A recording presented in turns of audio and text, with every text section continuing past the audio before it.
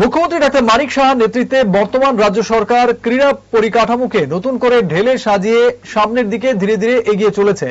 শুক্রবার উমাকান্ত মিনি স্টেডিয়ামে টিএফএ পরিচালিত এই মরশুমের রাখাল শিল্ড ফুটবল টুর্নামেন্টের উদ্বোধনী অনুষ্ঠানে উপস্থিত থেকে এই অভিমত ব্যক্ত করেন রাজ্যের পর্যটন মন্ত্রী সুশান্ত চৌধুরী। তিনি টিএফএর ভূমিকারও প্রশংসা করেন। শুক্রবার থেকে শুরু হলো টিএফএ পরিচালিত এই মরশুমের রাখাল শিল্ড ফুটবল টুর্নামেন্ট। উদ্বোধনী অনুষ্ঠানে অন্যদের মধ্যে উপস্থিত ছিলেন টিএফএ সভাপতি প্রণব সরকার, সচিব অমিত চৌধুরী, প্রাক্তন ফুটবলার দীপঙ্কর দেব প্রমুখ। ফুটবলে কিক অফ করে রাখাল শিল্ড ফুটবল টুর্নামেন্টের সূচনা করেন পর্যটন মন্ত্রী সুশান্ত চৌধুরী, প্রাক্তন ফুটবলার দীপঙ্কর দেব। মোট 10টি দল অংশ নিয়েছে এবারের রাখাল শিল্ডে। সব ম্যাচ উমাকান্ত মিনি স্টেডিয়ামে অনুষ্ঠিত হবে।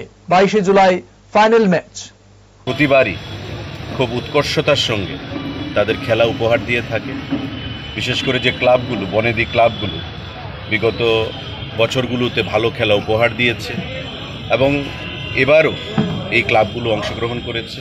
আমরা আশা রাখব যে সুন্দর খেলার তারা উপহার দেবে এবং খেলাধুলার মাধ্যমে আমাদের সরকার বা আমাদের মুখ্যমন্ত্রীর যে উদ্দেশ্য, যে রাজ্যকে নেশার বিরুদ্ধে যুদ্ধ ঘোষণা যে আমরা সরকার করেছি সেটাকে এগিয়ে নিয়ে যাওয়ার জন্য, তার মাধ্যমে আমরা একটা বিরাট সেখানে ভূমিকা গ্রহণ করতে পারি।